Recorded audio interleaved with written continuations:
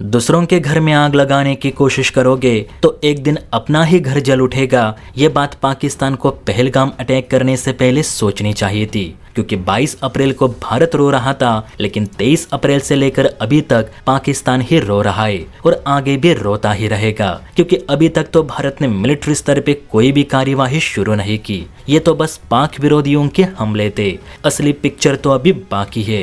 दरअसल बीते 2 दिनों से पाकिस्तान में खून की नदियां बह रही है। एक हमले से पाकिस्तान संभला नहीं था कि पाकिस्तान पे दूसरा सबसे बड़ा हमला किया गया है, जिसमें पाक सैनिकों की मानो लाशें बिखर गई, लाशों का अंबार लगाए, जिसे देख पूरी पाकिस्तानी फौज कांप रही है। इसे कहते हैं बुरे कर्मों के फल, जो आज पाकिस्तान भुगत रहा है। दरअसल दोस्तों बात हो रही है बलूच द्वारा पाकिस्तान पे किए गए दूसरे सबसे बड़े हमले की, जिसमें दर्जनों पाकिस्तानी सैनिक मारे जाने की खबरें निकल कर आ रही है। सबसे पहले तो आप इस प्रेस रिलीज को ध्यान से पढ़िए, जिसे खुद बलूच आर्मी ने जारी की है और जिसमें साफ साफ कहा गया है कि बलूच आर्मी ने 10 पाकिस्तानी रेंजर्स को बम धमाके में मार दिए। मीडिया रिपोर्ट्स के मुताबिक बलूचिस्तान में पाकिस्तानी सेना के ऊपर आत्मघातकी हमला किया गया। बलूच लिबरेशन आर्मी ने दावा किया है कि उसने क्वेटा के नजदीक मारगट इलाके में पाकिस्तानी सेना पर हमला कर कुल 10 पाक सैनिकों को मार गिराया।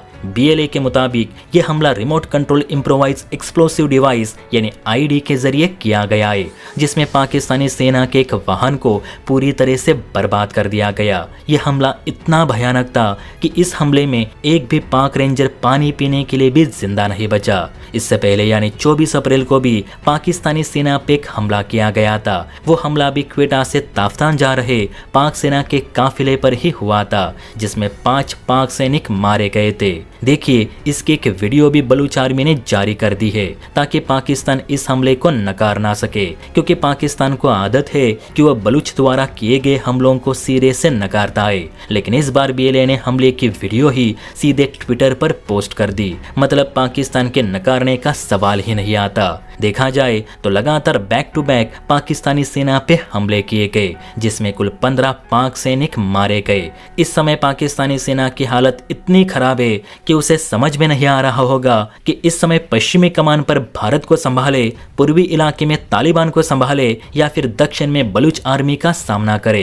कुल मिलाकर देखे तो इस समय पाकिस्तान 3 फ्रंट की लड़ाई में फंस चुका है। हालांकि भारत की ओर से अभी तक कोई भी मिलिट्री स्तर पे कार्यवाही शुरू नहीं हुई, जो कि जल्द होगी। और जिस दिन भारतीय सेना पाक पे आक्रमण करेगी उस दिन हर पाकिस्तानी जरूर रोएगा। फिलहाल पाकिस्तान के सभी रेंजर्स बंकरों में छिपे बैठे हैं, कोई भी ऑपरेशन के लिए बाहर नहीं निकल रहा। और मेरे हिसाब से यही सही मौका है जब भारत ने POK में जोरदार हमले शुरू कर देने चाहिए। वैसे भी सेना POK में बहुत अंदर तक तो घुस ही चुकी है। जरूरत है एक करारे विस्फोट की, जिसकी गूंज पूरा भारतवर्ष सुनने के लिए तरस रहा है।